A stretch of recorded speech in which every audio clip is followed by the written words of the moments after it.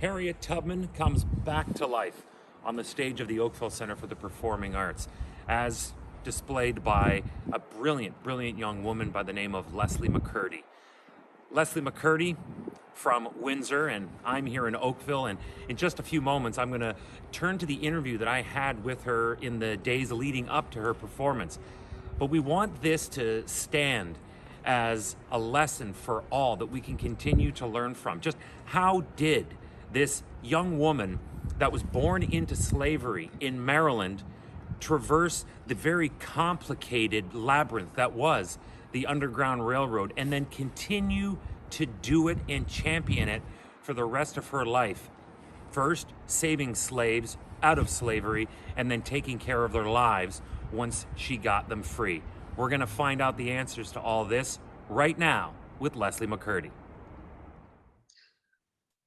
So Leslie, Harriet Tubman, in doing research, I guess it's not necessarily hard and fast, her birth date. Everybody knows her end date, but when it says Harriet Tubman 1820 to 1913, which is impressive, there's question as to the birth date. Can you explain why that was? Oh, because a lot of people who owned people and enslaved them didn't keep track of their birth date. They didn't write it down necessarily, because people that were enslaved weren't considered human beings. By law in the United States, a Black male was 3/5 of a human being. So they didn't write down their birth dates because they didn't think it was important. Often, like, they wouldn't necessarily write down the birth dates of other pigs or other cows or other horses. And sometimes they would write down their birth dates sooner than they'd write down the birth dates of the Black people they enslaved. So that's one reason, the main reason we don't know her birth date. 1820 is still basically a guess. It could be a year either side or so. But I do know, I have heard that recently they think they may have found papers from the midwife that could have possibly birthed Harriet Tubman, and that they've been going through her notes and things to see if they can find anything that's more specific. Wow, that would be something special to be able to nail that one right down. Yeah. Speaking of that, it's amazing how many people, again, I did research on her, but then research around the era and what's come after. It's amazing how many people misunderstand the Underground Railroad as being something that she established, rather than something that she herself found out about and just found the way to master it. Yeah, I had a friend one time created a calendar, so it's supposed to be an educational calendar that had a date and time when Harriet Tubman started the Underground Railroad.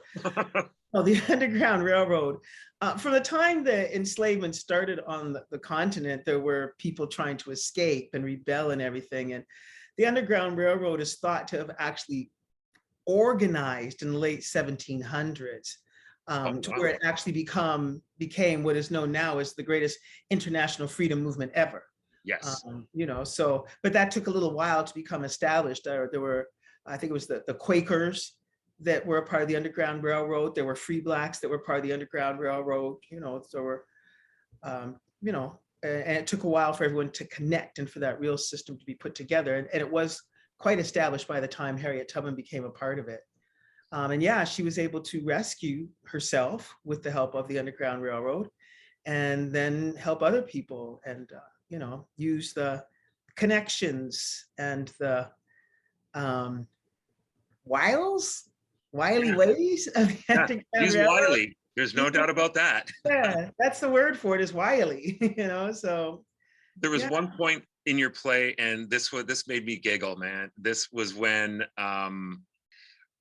Harriet realizes that the Underground Railroad is a system of safe houses and not an actual train.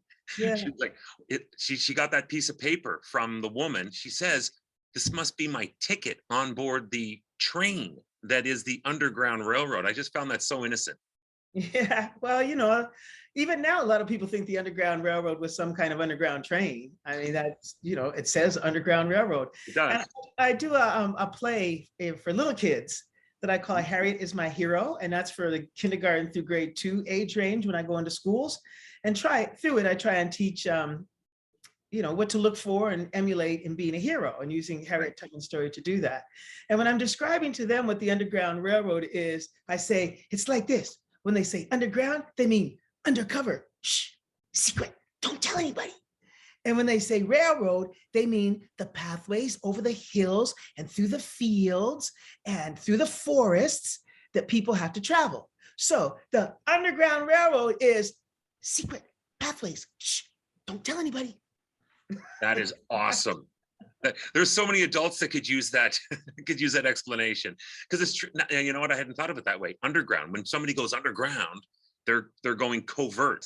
Mm-hmm. Now, the navigation of those safe houses could not have been easy in any way, shape, or form.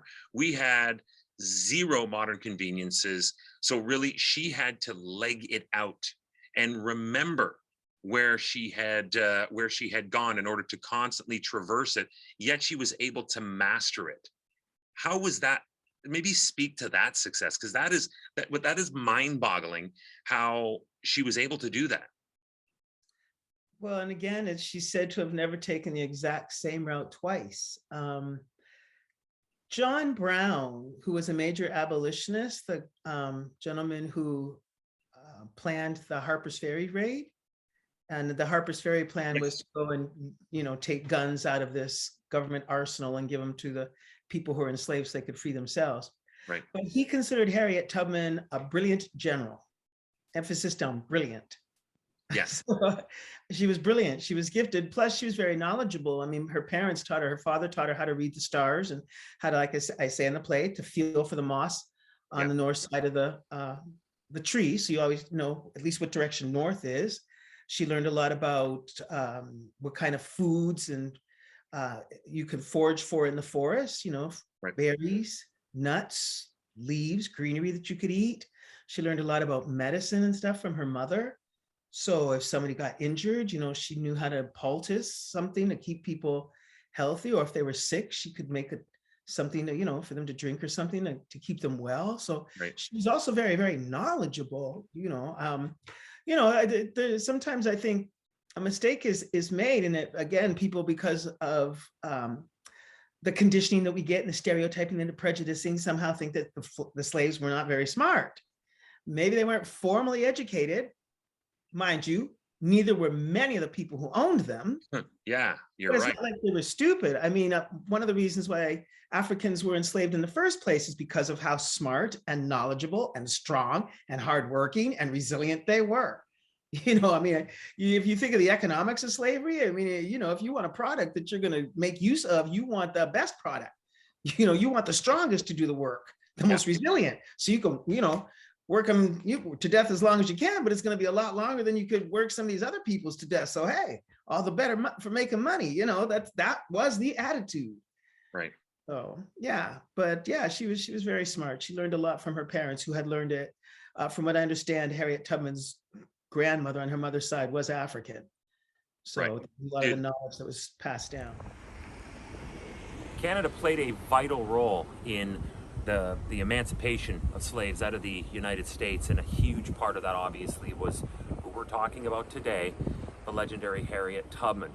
Now, between 1850 and 1865, this certainly did change the landscape for a number of Canadian communities, including this town of Oakville. Now, there were bigger cities that were on that route. One was Toronto, there was Kingston, and there was Windsor, interestingly enough, where our playwright Leslie McCurdy hails from.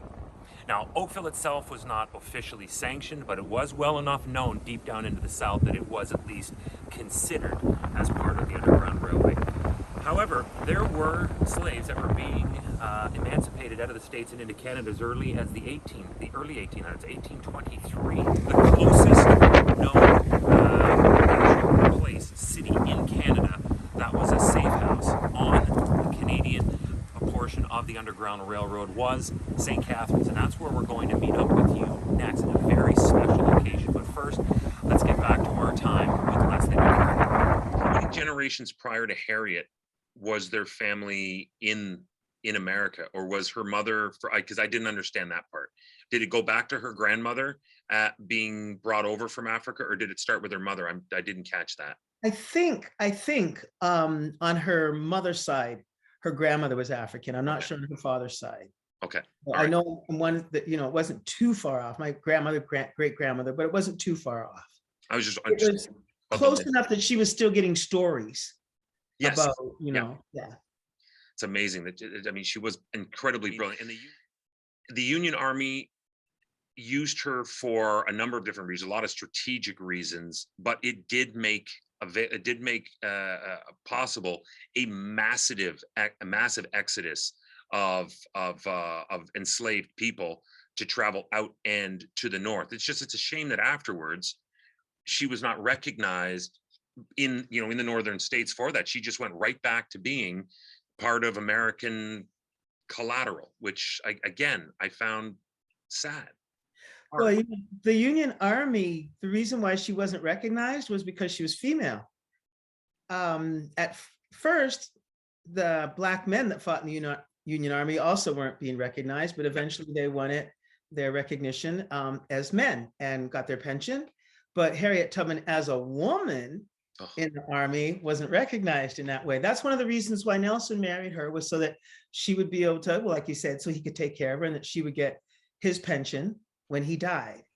So that was very kind of him to look out for her that way. But yeah, that's a shame. And again, like, her story disappeared for years until it was revived, in the 60s, 70s. Right. Yeah. That's a long time for her. That's a long time for her story to go silent. Yeah. That's unfortunate. Yeah, but at least it's out there. I mean, it's great now. Can you imagine the stories we've never heard about? Because it was secret.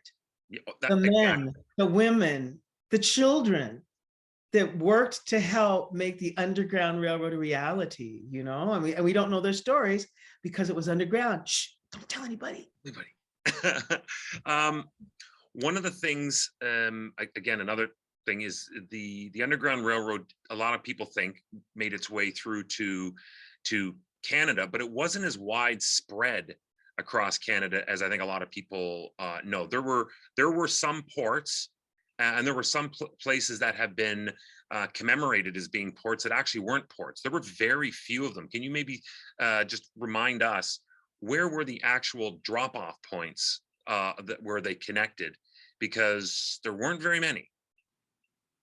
Well, a few people went up the East Coast into Nova Scotia, but most of the Black population were Black loyalists, or from that wave during the American Revolution. Many came down into southwestern Ontario, coming across to Niagara Falls, of course. Right. And I think there's another area past Toronto, Rochester, New York, Cornwall, Ontario. I think there's another place got mentioned too. A few went that way. Yeah. But most people, it seemed, came up to southwestern Ontario, either through Detroit, across Lake Erie, like I said, Niagara Falls. There was a slight wave that went out to British Columbia. And then in the early 1900s, and this isn't really Underground Railroad stuff, there was also a movement of people from Oklahoma into Alberta. Okay. So those are areas where, Black people sort of immigrated. This is the front door of the church that Harriet Tubman, when she made the move to Canada and based herself for a short while anyway, in St. Catharines, Ontario, which is where we are, it was her, along with other freed slaves, that she brought over the border. They helped build this church. It still stands today, and it is still in operation today. To close out our final segment on the history and the legacy of Harriet Tubman, let's get back now to Leslie McCurdy. Now, Harriet made a home in St. Catharines. Yes. Talk about that. Well, from what I understand, she lived there for about 8 years because of the fugitive slave laws, and it wasn't safe for her to be in the States. Okay. And I know that there's a church still there that she attended. It's called the Geneva Street Church. Mm-hmm. And they say that past the church down the street, I think there's an auto shop or something. They said sits on where her property used to be. So I find that fairly interesting. And I had a chance to perform in that church before. Ooh, talk about feeling the spirit of Harriet Tubman. That was something. Now, I'm going to talk about that now that you just jogged my memory. Harriet Tubman is involved in, and you chronicled it wonderfully, and it was a real poignant moment in your play when somebody else. She doesn't turn this guy in, and this guy leaves a store. And when the owner said, hold him down, and she's, I'm not getting involved in this. This guy takes off. This white man picks up a heavy blunt object to throw at the other guy to try and get him to stop. And because this guy is a quad, he's an idiot, he has no aim whatsoever, and he hits Harriet and knocks poor Harriet out. And from there, it's almost as if she's channeling spirits and guides. It's almost as though you yourself found yourself channeling Harriet Tubman in order to truly bring a very unique presentation to the stage. Well, I just wanted to do the best job I could telling the story of my hero, because Harriet Tubman's been my personal hero since I first read about her in grade 10. But as a performer, I was on my way to be a dancer. I was on my way to go to New York. I had trained for years as a dancer and worked for years to get into the Alvin Ailey American Dance Theater. Yeah. And I just had a chance to go to New York for a summer to, work with the third company to see how that was going to, manifest. And I tripped and fractured my hip and fell into acting when a friend of mine called me up and said, Leslie, since you're not dancing, you want to try acting? He told me he was directing a one-woman play about Harriet Tubman. He said, come on, that's your girl. I know that's your girl. I need you to audition. I was like, a one-woman play? I'm a dancer, not an actor. He's like, no, you can do this. So he called me a bunch of times. I finally auditioned. He cast me. I found out later he had always planned to cast me because he had a crush on me. And it meant we working closely together. But hey, either way, it's a blessing. But that's how I started doing Harriet Tubman, but somebody else's play. And the producer at that time had told me that I could do with it what I wanted after he was done. But the playwright hadn't said that. So I was big hurdle. And he also asked me to do some work on the play, which I did, that the playwright didn't know about or approve or whatever. But anyways, I was just starting to get performances with that version of the play when I got a call from the playwright's lawyer giving me a cease and desist order. I was told not to utter another word from that play. And I tried to negotiate. I mean, I sent money because I had put away some money, in royalties for the playwright. I think I spent about $900 US. And she was like, no, she wanted $150 per performance. I was like, some performances I only made $150. What are you talking about? Because, I was just starting out. But and then they were, she said, well, she didn't, know what kind of a performer I was and didn't know that I would do a good job at it. So no, I couldn't do her play anymore. So I said, okay. But at that time, I had a series of performances scheduled in Ottawa that I couldn't afford to cancel. Mask, multicultural artists for schools and communities. That's the Mask, they call it in Ottawa. I give them credit, Jennifer Cayley, for having, quote unquote, discovered me. So that's where I started doing, work in schools with the Harriet Tubman. So I called her up and I said, hi, Jennifer, look, I'm not going to be able to do the play that you booked me to come and do about Harriet Tubman. And I explained to her what happened. And I said, but, don't worry, because I'm going to write my own play. And she was like, what? Write my own play. She said, you only have a month. I said, I know. She said, you think you can do it? And I said, well, I'm sure going to try. So I did. And I had to do it because I had to eat. I needed that. Like people say, what was your inspiration for doing this play? I had to eat. I had to make that gig. I mean, if I'm gonna be honest, right? That is fine. Nobody wants to be a starving artist. But I decided at that time to write the play. So I brought all the books together I'd ever read about Harriet and a couple more, and I read through them all. And, then I decided one of the things I didn't like about the other play that I was doing was that it didn't tell Harriet's story in chronological order. And in researching, I noticed that there were phrases that were said to have been Harriet Tubman's own. So I put those in chronological order. Then I wrote the rest of the story around that, trying to maintain that same voice of Harriet's that, Right. could glean from those few quotes. So that's how it came to be. But it's nothing I planned to do. And literally, as I was writing it, because, basically I wrote it in 3 weeks, okay? Researched it and wrote it in 3 weeks, like day and night, little sleep, so I might have been hallucinating, but I literally felt like the spirit of Harriet Tubman was coming through me at sometimes when I was trying to write it, which is why it's so titled. Well, maybe sometimes as an artist, I've heard this said a lot of times, when you're at your weakest, you're exhausted, you all of your inhibitions are let go, and things are allowed to flow an awful lot better. Yeah, Thankfully, you got yours just by being overly tired. yeah, Now, yeah. you've been performed in 2022 now. This will be is this your 25th year of performing this play now? Yes. Congratulations. That's amazing. Thank you. That's I incredible. hate to think I've aged that much. Well, how many people, because we haven't talked numbers, how many Black American slaves did she directly or indirectly be responsible for the freedom of? Okay, well now that's a heck of a question right there. Yeah. Okay, the legend, the Okay. lore, That's is that good. she took 19 trips and helped about 300 to 350 people. That's the legend. That's the lore. That's what I say in my play. That's Right. based on, stuff that was available when I wrote the play. More recent research brings that down to a little bit more realistic number, like maybe 8 to 12 trips, 80 to 85 people. Right. But either way, that a woman, and Harriet Tubman's only about 4'10", she's a little woman. This Didn't know little that. woman would have the fortitude, the magnitude, the strength, courage, everything else it took to do that kind of work, to go back to help anybody. Because not a lot of people put themselves at risk to help other people. Right. So to do that at all is just phenomenal either way. I make note that Auburn is still not far from the Canadian border by all intents and purposes. So it seems like Harriet kept herself positioned that should anything happen, she could, make an escape again. Which was very smart. And just to close out, because this was her legacy, and this is what people travel to there to see the Harriet Tubman house today. What is it that she established, which is in your play, but for those that haven't seen it yet, what was it that she established in with that land deal in the States that is still heralded to this day? She established the Harriet Tubman Home for the Old and Infirm. Well, there's that word again.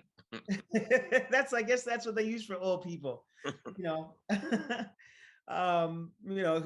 couldn't take care of themselves fully. Exactly. But yeah, she set up this house, and she personally would take care of people.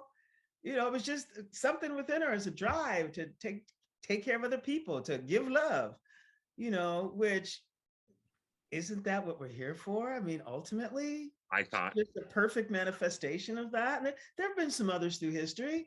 of course, There are a lot more of them than we often talk about, because a lot of times when people just do good deeds for others quietly, they're not worried about being famous or anything. They're just doing what they think is right, and they're making the world better. So, and there was nothing of Harriet Tubman that wanted fame. Again, she did it. People knew about it. She helped everybody she could. She continued to help until she passed on. And as you mentioned at the beginning of our conversation, her story went silent for way too many decades. And thank you for the past 25 years, including this year, bringing this back to life. Hopefully there are others out there that are channeled by your spirit, so we can have more of this, leaving your place on this planet a little bit better than the way you arrived, because you certainly have done that.